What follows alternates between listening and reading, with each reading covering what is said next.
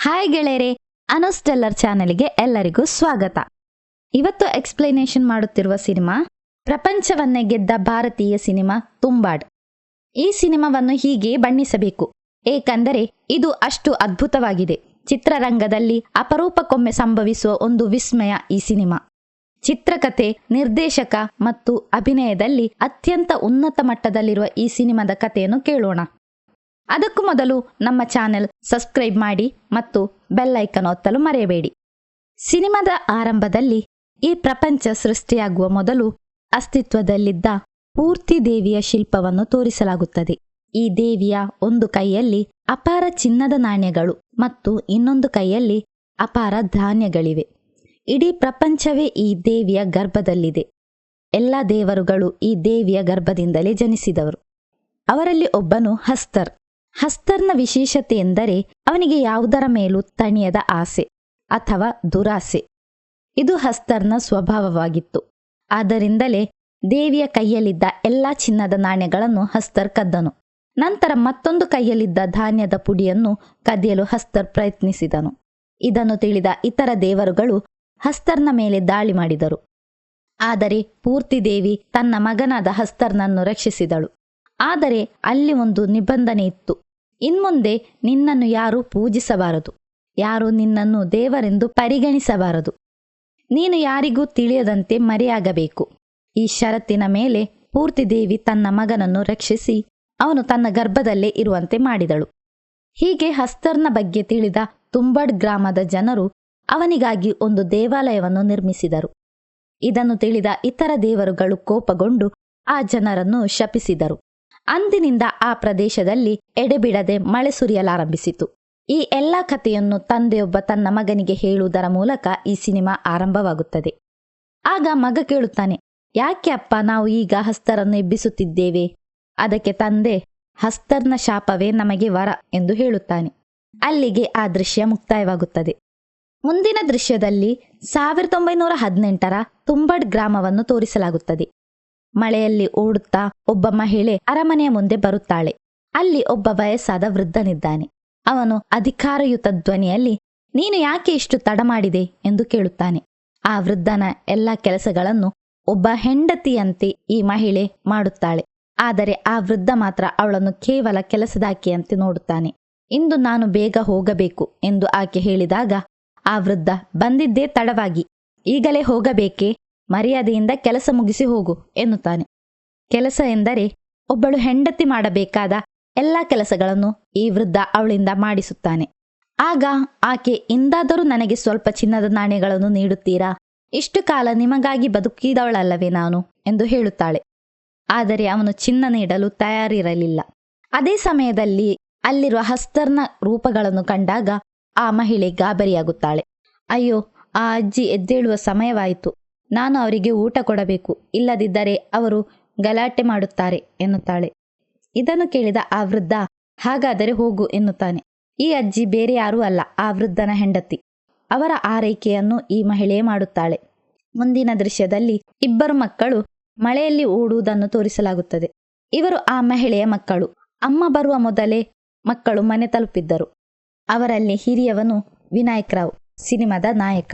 ಕಿರಿಯವನು ಸದಾಶಿವರಾವ್. ಅಮ್ಮ ಬರುವುದು ತಡವಾದ್ದರಿಂದ ಇಬ್ಬರು ಮನೆಯ ಮುಂದೆ ಕುಳಿತು ಮಾತನಾಡುತ್ತಿರುತ್ತಾರೆ. ಅಮ್ಮ ಇನ್ನೂ ಬರಲಿಲ್ಲವಲ್ಲ, ಅಜ್ಜಿಗೆ ಯಾರು ಊಟ ಕೊಡುತ್ತಾರೆ ಎಂದು ಕಿರಿಯವನು ಕೇಳಿದಾಗ ವಿನಾಯಕ್, ನಾನೇ ಕೊಡುತ್ತೇನೆ ಎಂದು ಊಟ ತಯಾರು ಮಾಡುತ್ತಾನೆ. ವಿನಾಯಕ್ ಸ್ವಲ್ಪ ಧೈರ್ಯವಂತ. ಊಟ ಹಿಡಿದು ಅಜ್ಜಿಯ ಕೋಣೆಯ ಕಡೆ ಹೋಗುವಾಗ ಕಿರಿಯವನು ಭಯದಿಂದ, ಅಣ್ಣ, ನಾವು ಹೇಗೆ ಅಜ್ಜಿಗೆ ಊಟ ಕೊಡುವುದು ಎಂದು ಕೇಳುತ್ತಾನೆ. ಅಜ್ಜಿ ಮಲಗಿರಬಹುದು, ಬೇಗ ಊಟ ಇಟ್ಟು ಬರಬಹುದು ಎಂದು ವಿನಾಯಕ್ ಹೇಳುತ್ತಾನೆ. ಅವರು ಆ ಅಜ್ಜಿಯನ್ನು ಇದುವರೆಗೂ ನೋಡಿರಲಿಲ್ಲ.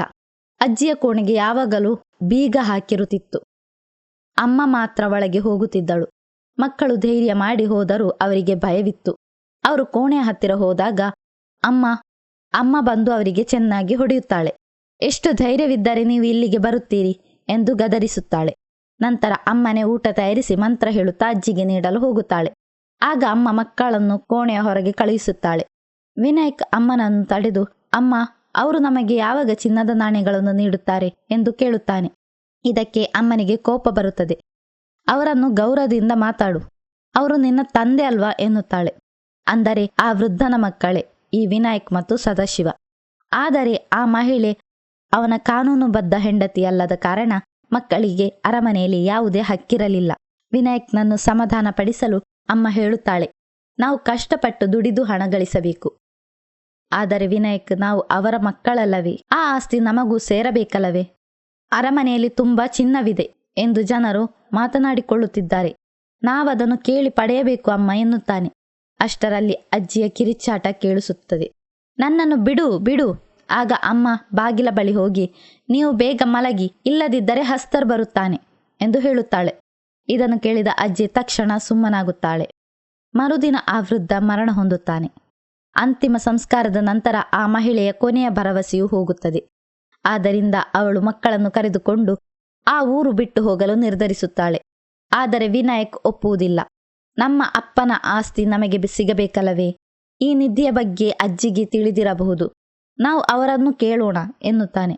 ಅಮ್ಮನಿಗೆ ಕೋಪ ಬಂದು, ಆ ನಿಧಿ ಹುಡುಕುತ್ತಲೇ ನಿನ್ನ ತಂದೆ ಸತ್ತಿದ್ದು, ನೀನು ಪೂನಾಗೆ ಹೋಗಲು ಸಿದ್ಧನಾಗು ಎನ್ನುತ್ತಾಳೆ. ಹಾಗಿದ್ದರೆ ಅಜ್ಜಿಯನ್ನೇನು ಮಾಡುವುದು ಎಂದು ವಿನಾಯಕ್ ಕೇಳಿದಾಗ, ಅವರು ಇಲ್ಲೇ ಇರಲಿ, ಏನಾದರೂ ಆಗಲಿ, ನಮಗೆ ಬೇಡ ಎಂದು ಅಮ್ಮ ಹೇಳುತ್ತಾಳೆ. ಅಂದು ಸಂಜೆ ಮಕ್ಕಳು ಆಟವಾಡುತ್ತಿರುವಾಗ ಕಿರಿಯ ಮಗ ಸದಾಶಿವ ಮರದಿಂದ ಬಿದ್ದು ತಲೆಗೆ ಪೆಟ್ಟಾಗಿ ರಕ್ತ ಸುರಿಯುತ್ತದೆ. ಅವನು ಪ್ರಜ್ಞೆ ತಪ್ಪುತ್ತಾನೆ. ಅಮ್ಮ ಕೂಡಲೇ ಅವನನ್ನು ವೈದ್ಯರ ಬಳಿ ಕರೆದೊಯ್ಯುತ್ತಾಳೆ. ಹೋಗುವಾಗ ವಿನಾಯಕಿಗೆ, ಇಂದು ನೀನು ಅಜ್ಜಿಗೆ ಊಟ ನೀಡಬೇಕು, ಒಂದು ವೇಳೆ ಅವಳು ಗಲಾಟೆ ಮಾಡಿದರೆ ಹಸ್ತರ್ ಬರುತ್ತಾನೆ ಎಂದು ಹೇಳಿ ಹೋಗುತ್ತಾಳೆ. ಹಸ್ತರ್? ಯಾರಮ್ಮ ಹಸ್ತರ್ ಎಂದು ವಿನಾಯಕ ಕೇಳುವಷ್ಟರಲ್ಲಿ ಅವನ ತಾಯಿ ಅಲ್ಲಿಂದ ಹೊರಟು ಹೋಗಿದ್ದಳು. ಮನೆಗೆ ಮರಳಿದ ವಿನಾಯಕ್ ಅಡುಗೆ ಮಾಡಲು ಪಾತ್ರೆಯನ್ನು ನೋಡಿದಾಗ ಅಲ್ಲಿ ಅಕ್ಕಿ ಇರಲಿಲ್ಲ. ಸರಿ, ಗೋಧಿ ಹಿಟ್ಟಿನಿಂದ ಏನಾದರೂ ಮಾಡೋಣ ಎಂದುಕೊಂಡು ಹಿಟ್ಟಿನ ಡಬ್ಬ ಎತ್ತಲು ಹೋದಾಗ ಅವನ ಮೈ ಮೇಲೆ ಬೀಳುತ್ತದೆ. ಇದೇ ಸಮಯದಲ್ಲಿ, ನನಗೆ ಹಸಿವಾಗುತ್ತಿದೆ, ಊಟ ಕೊಡು ಎಂದು ಅಜ್ಜಿ ಕೋಣೆಯ ಒಳಗಿಂದ ಕಿರುಚಲು ಪ್ರಾರಂಭಿಸುತ್ತಾರೆ. ವಿನಾಯಕ್ ಕೈಯಲ್ಲಿ ದೀಪ ಹಿಡಿದು ಅಜ್ಜಿಯ ಕೋಣೆಯ ಬಾಗಿಲ ಕಿಟಕಿಯ ಮೂಲಕ ಒಳಗೆ ಇಣುಕಿ ನೋಡುತ್ತಾನೆ. ಅಜ್ಜಿ ಆಹಾರಕ್ಕಾಗಿ ಹಪಹಪಿಸುತ್ತಾ, ನನಗೆ ಊಟ ಕೊಡು, ಇಲ್ಲದಿದ್ದರೆ ನಿನ್ನನ್ನು ಕಚ್ಚಿ ತಿನ್ನುತ್ತೇನೆ ಎಂದು ಅರಚುತ್ತಿರುತ್ತಾರೆ. ಅಜ್ಜಿಯ ಆ ಭಯಾನಕ ರೂಪವನ್ನು ನೋಡಿ ವಿನಾಯಕ್ ಬೆಚ್ಚಿ ಬೀಳುತ್ತಾನೆ. ಅವನು ಅಜ್ಜಿಯನ್ನು ಮೊದಲ ಬಾರಿ ನೋಡುತ್ತಿರುವುದು. ಅವಳೊಬ್ಬ ರಾಕ್ಷಸಿಯಂತೆ ಕಾಣುತ್ತಿದ್ದಳು. ಮುಖವೆಲ್ಲ ವಿಕೃತವಾಗಿ ಬಾಯಿಯೊಳಗೆ ಮೂಳೆಗಳನ್ನು ಹೊಡೆದಂತೆ ಇತ್ತು. ಕಣ್ಣುಗಳು ಹೊರಬಂದಿದ್ದವು ಮತ್ತು ಅವಳನ್ನು ಸರಪಳಿಯಿಂದ ಬಂಧಿಸಲಾಗಿತ್ತು. ಹೆದರಿದ ವಿನಾಯಕ್ ಓಡಿ ಹೋಗಿ ಬೇಗನೆ ಅಡುಗೆ ಮಾಡಲು ಪ್ರಯತ್ನಿಸುತ್ತಾನೆ. ಆ ಸಮಯದಲ್ಲಿ ತಾಯಿ ಹೇಳಿದ ಆ ಹೆಸರನ್ನು ನೆನಪಿಸಿಕೊಳ್ಳಲು ಪ್ರಯತ್ನಿಸುತ್ತಾನೆ. ಬೇರೆ ಬೇರೆ ಹೆಸರುಗಳು ನೆನಪಿಗೆ ಬಂದರೂ ತಾಯಿ ಹೇಳಿದ ಸರಿಯಾದ ಹೆಸರು ನೆನಪಾಗುತ್ತಿಲ್ಲ. ಅಷ್ಟರಲ್ಲಿ ಒಬ್ಬರು ಅವನ ಬೆನ್ನಿನ ಹಿಂದೆ ಬಂದು ನಿಂತ ಹಾಗಿರುತ್ತದೆ. ತಿರುಗಿ ನೋಡಿದಾಗ ಅದು ಬೇರೆ ಯಾರೂ ಅಲ್ಲ, ಅದೇ ರಾಕ್ಷಸಿ ಅಜ್ಜಿ. ವಿನಾಯಕ್ ಭಯದಿಂದ ನಡುಗುತ್ತಾನೆ. ಅಜ್ಜಿ ಅವನನ್ನು ಸರಪಳಿಯಿಂದ ಕಟ್ಟಿ ಎಳೆದುಕೊಂಡು ಹೋಗುತ್ತಾನೆ. ಇಂದು ನೀನೇ ನನ್ನ ಆಹಾರ, ಬಾ ಇಲ್ಲಿ ಎಂದು ಅಜ್ಜಿ ಹೇಳಿದಾಗ ವಿನಾಯಕ್ ನನ್ನನ್ನು ಬಿಡು ಎಂದು ಕೂಗುತ್ತಾ ಹೇಗೋ ತಪ್ಪಿಸಿಕೊಂಡು ಒಂದು ಮೇಜಿನ ಅಡಿಯಲ್ಲಿ ಅಡಗಿಕೊಳ್ಳುತ್ತಾನೆ. ಆದರೆ ಅಜ್ಜಿ ಅವನ ತಲೆ ಕೂದಲನ್ನು ಹಿಡಿದು ಹೊರಗೆ ಎಳೆದು ತನ್ನ ಬಾಯಿಯಲ್ಲಿದ್ದ ಮೂಳೆಯನ್ನು ಕಿತ್ತು ಎಸೆಯುತ್ತಾಳೆ. ಅದರಿಂದ ಚಿಮ್ಮಿದ ರಕ್ತ ವಿನಾಯಕ್ ಮುಖಕ್ಕೆ ಬೀಳುತ್ತದೆ. ಸಾಯುವ ಸ್ಥಿತಿಯಲ್ಲಿದ್ದ ವಿನಾಯಕಿಗೆ ತಾಯಿ ಹೇಳಿದ ಹೆಸರು ಇದ್ದಕ್ಕಿದ್ದಂತೆ ನೆನಪಾಗುತ್ತದೆ.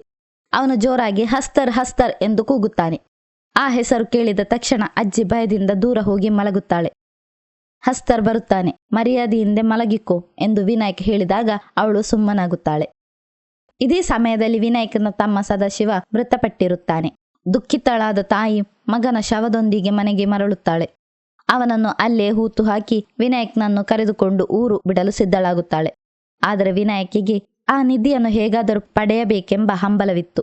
ಅಮ್ಮ, ನಾವು ಯಾಕೆ ಹೋಗಬೇಕು?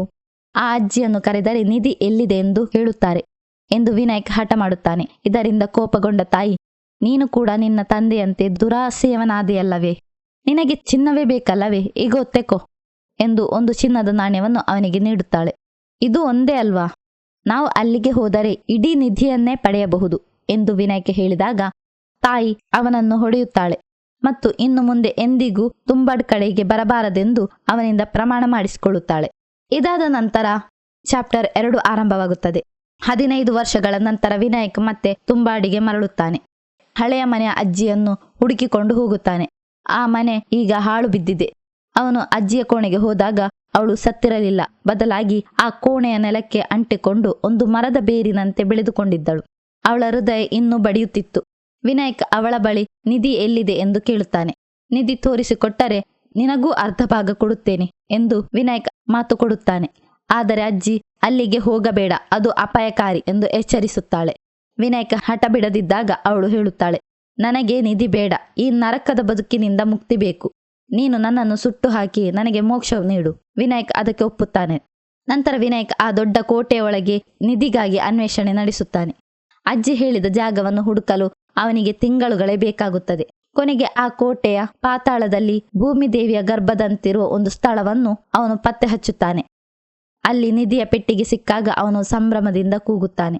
ಕೊಟ್ಟ ಮಾತಿನಂತೆ ವಿನಾಯಕ್ ಅಜ್ಜಿಗೆ ಬೆಂಕಿ ಹಚ್ಚಿ ಅವಳಿಗೆ ಆ ಶಾಪದಿಂದ ಮುಕ್ತಿ ನೀಡುತ್ತಾನೆ. ವರ್ಷಗಳ ನಂತರ ವಿನಾಯಕ್ ಶ್ರೀಮಂತನಾಗಿ ಪೂನಾಕ್ಕೆ ಮರಳುತ್ತಾನೆ. ಅವನ ರೂಪ ಬದಲಾಗಿದ್ದರಿಂದ ಅವನ ಹೆಂಡತಿಯು ಅವನನ್ನು ಗುರುತಿಸುವುದಿಲ್ಲ. ಅವನು ತಂದ ಚಿನ್ನದ ನಾಣ್ಯಗಳನ್ನು ಮಾರಿ ದೊಡ್ಡ ಶ್ರೀಮಂತನಾಗುತ್ತಾನೆ. ರಾಘವ ಎಂಬ ಸಾಲಗಾರನಿಗೆ ಒಂದು ದೊಡ್ಡ ಚಿನ್ನದ ನಾಣ್ಯ ನೀಡಿ ತನ್ನ ಸಾಲವನ್ನೆಲ್ಲ ತೀರಿಸುತ್ತಾನೆ. ವಿನಾಯಕ್ ಪದೇ ಪದೇ ತುಂಬಾಡಿಗೆ ಹೋಗಿ ಚಿನ್ನವನ್ನು ತರುತ್ತಿರುತ್ತಾನೆ. ಇದರಿಂದ ಅವನ ಸಂಪತ್ತು ಹೆಚ್ಚುತ್ತಾ ಹೋಗುತ್ತದೆ. ವಿನಾಯಕನು ತುಂಬ ಶ್ರೀಮಂತನಾಗುವುದು ರಾಘವನಿಗೆ ಇಷ್ಟವಿರಲಿಲ್ಲ. ವಿನಾಯಕ್ ಮಾರುವ ಚಿನ್ನಕ್ಕೆ ಹಣ ಕೊಡಲು ರಾಘವ ಕಷ್ಟಪಡುತ್ತಿದ್ದನು. ಕೊನೆಗೆ ಅವನ ಹತ್ತಿರ ಹಣವೇ ಇಲ್ಲದಂತಾಯಿತು. ಆಗ ವಿನಾಯಕ್, ಸದ್ಯಕ್ಕೆ ಈ ಚಿನ್ನ ನಿಮ್ಮ ಬಳಿಯೇ ಇರಲಿ, ಹಣ ಆಮೇಲೆ ಕೊಟ್ಟರೆ ಸಾಕು ಎಂದು ಹೇಳುತ್ತಾನೆ. ಹೀಗೆ ರಾಘವ ವಿನಾಯಕನಿಗೆ ಸಾಲಗಾರನಾಗುತ್ತಾನೆ. ಬ್ರಿಟಿಷರು ಭಾರತವನ್ನು ಆಳುತ್ತಿದ್ದ ಸಮಯವದು. ಒಮ್ಮೆ ಬ್ರಿಟಿಷ್ ಅಧಿಕಾರಿ ರಾಘವನ ಬಳಿ ಬಂದು, ನಿನ್ನ ಮನೆಗೆ ಆಗಾಗ ಒಬ್ಬ ವ್ಯಕ್ತಿ ಬರುತ್ತಾನಲ್ಲ, ಅವನು ಯಾರು? ಅವನು ಶ್ರೀಮಂತನೇ ಎಂದು ವಿಚಾರಿಸುತ್ತಾನೆ. ರಾಘವ, ಸರ್, ಅವನು ರಾಜಮನೆತನದ ವ್ಯಕ್ತಿ, ದೊಡ್ಡ ಶ್ರೀಮಂತ ಎಂದು ಹೇಳುತ್ತಾನೆ. ಆಗ ಅಧಿಕಾರಿ, ನಾನು ಅವನಿಗೆ ಒಂದು ಅಫೀಮ್ ಕಾಂಟ್ರಾಕ್ಟ್ ಕೊಟ್ಟಿದ್ದೇನೆ. ನಿನಗೆ ಬೇಕಿದ್ದರೆ ಹಣ ಕೊಟ್ಟು ಅದನ್ನು ಖರೀದಿಸು, ಇಲ್ಲವಾದರೆ ನಾನು ಅದನ್ನು ಬೇರೆಯವರಿಗೆ ಕೊಡುತ್ತೇನೆ ಎನ್ನುತ್ತಾನೆ. ರಾಘವನಿಗೆ ದೊಡ್ಡ ಶ್ರೀಮಂತನಾಗಲು ಇದು ಒಳ್ಳೆಯ ಅವಕಾಶ. ಆದರೆ ಅವನ ಬಳಿ ಹಣವಿರಲಿಲ್ಲ. ವಿನಾಯಕನ ಆದಾಯದ ಮೂಲವನ್ನು ತಿಳಿಯಲು ರಾಘವ ಅವನ ಮನೆಗೆ ಹೋಗುತ್ತಾನೆ. ಮಾತುಕತೆಯ ನಡುವೆ, ನೀವು ಯಾವ ಬಿಸ್ನೆಸ್ ಮಾಡುತ್ತೀರಿ? ನನ್ನನ್ನು ನಿಮ್ಮ ಪಾಲುದಾರನನ್ನಾಗಿ ಮಾಡಿಕೊಂಡರೆ 10 ಪಟ್ಟು ಲಾಭ ತಂದುಕೊಡುತ್ತೇನೆ ಎನ್ನುತ್ತಾನೆ. ಆದರೆ ವಿನಾಯಕ್ ಅದನ್ನು ತಿರಸ್ಕರಿಸುತ್ತಾನೆ. ವಿನಾಯಕ್ ತುಂಬಾಡಿಗೆ ಹೋಗಿ ಚಿನ್ನದ ನಾಣ್ಯಗಳನ್ನು ತರುತ್ತಲೇ ಇರುತ್ತಾನೆ. ಅವನು ಹೊಸ ಬೈಕ್ ಕೊಳ್ಳುತ್ತಾನೆ, ದೊಡ್ಡ ಮನೆ ಕಟ್ಟುತ್ತಾನೆ. ಅವನ ಜೀವನ ಶೈಲಿಯೇ ಬದಲಾಗುತ್ತದೆ. ಮತ್ತೊಂದೆಡೆ ಬ್ರಿಟಿಷ್ ಅಧಿಕಾರಿ ರಾಘವನಿಗೆ ಕಾಂಟ್ರಾಕ್ಟ್ ಬಗ್ಗೆ ಒತ್ತಡ ಹೇರುತ್ತಲೇ ಇರುತ್ತಾನೆ. ಕೊನೆಗೆ ರಾಘವ ಒಂದು ತಂತ್ರ ಹೂಡುತ್ತಾನೆ. ಒಬ್ಬ ಸುಂದರ ಯುವತಿಯನ್ನು ವಿನಾಯಕನ ಮನೆಗೆ ಕರೆದುಕೊಂಡು ಹೋಗಿ ಕೆಲಸದಾಕೆಯಾಗಿ ಅಲ್ಲಿ ಬಿಡುತ್ತಾನೆ. ಒಂದು ರಾತ್ರಿ ವಿನಾಯಕ ಆಕೆಯ ಬಳಿ ಹೋಗಿ ವಿಚಾರಿಸಿದಾಗ, ನನ್ನನ್ನು ಇಲ್ಲಿಗೆ ಬಿಟ್ಟ ಆ ವ್ಯಕ್ತಿ ನಿಮ್ಮನ್ನು 2 ದಿನ ಮನೆಯಿಂದ ಹೊರಗೆ ಬಿಡದಂತೆ ನೋಡಿಕೊಳ್ಳಲು ಹೇಳಿದ್ದಾರೆ ಎಂದು ಆಕೆ ಹೇಳುತ್ತಾಳೆ. ಇದರಿಂದ ರಾಘವನ ಸಂಚು ವಿನಾಯಕನಿಗೆ ಅರ್ಥವಾಗುತ್ತದೆ. ರಾಘವ ವಿನಾಯಕನನ್ನು ಹಿಂಬಾಲಿಸಿ ತುಂಬಾಡ್ ಕೋಟೆಯನ್ನು ತಲುಪುತ್ತಾನೆ. ಅಲ್ಲಿ ವಿನಾಯಕ ಗೋಧಿ ಹಿಟ್ಟಿನಿಂದ ಮಾಡಿದ ಗೊಂಬೆಯನ್ನು ಒಂದು ಪಾತ್ರೆಯಲ್ಲಿಟ್ಟು ಹಗ್ಗದ ಸಹಾಯದಿಂದ ಬಾವಿಯೊಳಗೆ ಇಳಿಯುವುದನ್ನು ರಾಘವ ಗಮನಿಸುತ್ತಾನೆ. ವಿನಾಯಕ ಮೇಲೆ ಬಂದಾಗ ಅವನ ಕೈಯಲ್ಲಿ ಚಿನ್ನದ ನಾಣ್ಯಗಳಿರುತ್ತವೆ. ವಿನಾಯಕ್ ಹೋದ ನಂತರ ಆ ರಾಘವ ಬಾವಿಯೊಳಗೆ ಇಳಿಯುತ್ತಾನೆ. ಅಲ್ಲಿ ಪೂರ್ತಿ ದೇವಿಯ ಚಿತ್ರವಿರುವ ದೊಡ್ಡ ಪೆಟ್ಟಿಗೆಯನ್ನು ಕಂಡು ಅದನ್ನು ತೆರೆಯುತ್ತಾನೆ. ಅದು ಪಾತಾಳದಂತಹ ಒಂದು ಗುಹೆಗೆ ದಾರಿಯಾಗಿತ್ತು. ರಾಘವ ಒಳಗೆ ಹೋದಾಗ ಅಲ್ಲಿ ರಕ್ತ ಮತ್ತು ಮಾಂಸದ ಮುದ್ದೆಗಳನ್ನು ಕಂಡು ಬೆಚ್ಚಿ ಬೀಳುತ್ತಾನೆ. ಅಲ್ಲಿ ವಿನಾಯಕ ಬಿಟ್ಟು ಹೋದ ಹಿಟ್ಟಿನ ಗೊಂಬೆಯನ್ನು ನೋಡುತ್ತಿರುವಾಗ ಹಸ್ತರ್ ಎಂಬ ರೂಪ ರಾಘವನನ್ನು ಎಳೆದುಕೊಂಡು ಹೋಗುತ್ತದೆ. ಸ್ವಲ್ಪ ಸಮಯದ ನಂತರ ವಿನಾಯಕ್ ಅಲ್ಲಿಗೆ ಬರುತ್ತಾನೆ. ಅವನು ತನ್ನ ಸುತ್ತಲೂ ಒಂದು ರಕ್ಷಣಾ ವಲಯವನ್ನು ನಿರ್ಮಿಸಿಕೊಳ್ಳುತ್ತಾನೆ. ರಾಘವ ಮಾಂಸದ ಮುದ್ದೆಗಳ ನಡುವೆ ಸಿಲುಕಿರುವುದನ್ನು ಕಂಡು ಕಾಪಾಡುವಂತೆ ಬಿಡುತ್ತಾನೆ.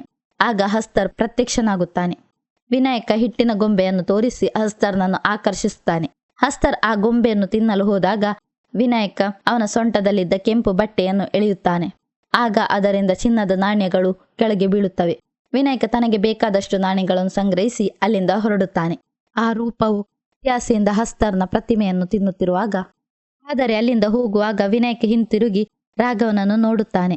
ನಂತರ ತನ್ನ ಕೈಯಲ್ಲಿದ್ದ ದೀಪವನ್ನು ರಾಘವನ ದೇಹದ ಮೇಲೆ ಎಸೆಯುತ್ತಾನೆ. ಇದರಿಂದ ರಾಘವನು ಸುಟ್ಟು ಹೋಗುತ್ತಾನೆ.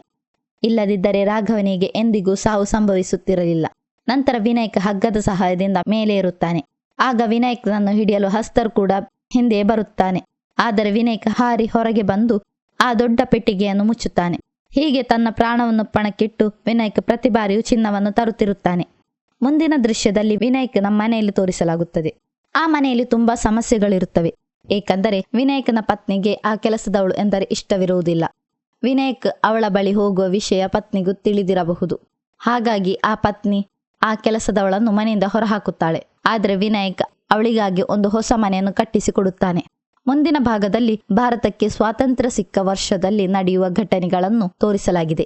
ಈಗ ವಿನಾಯಕನಿಗೆ ವಯಸ್ಸಾಗಿದೆ. ಹಳೆಯ ಕಾಲದಂತೆ ಪಾತಾಳದ ಒಳಗೆ ಇಳಿಯಲು ಮತ್ತು ಏರಲು ಅವನಿಗೆ ಸಾಧ್ಯವಾಗುತ್ತಿಲ್ಲ. ಅಷ್ಟೇ ಅಲ್ಲದೆ ಶ್ರೀಮಂತನಾದ ಮೇಲೆ ವಿನಾಯಕನಿಗೆ ಹಲವು ಕೆಟ್ಟ ಹವ್ಯಾಸಗಳು ಅಂಟಿಕೊಂಡಿರುತ್ತವೆ.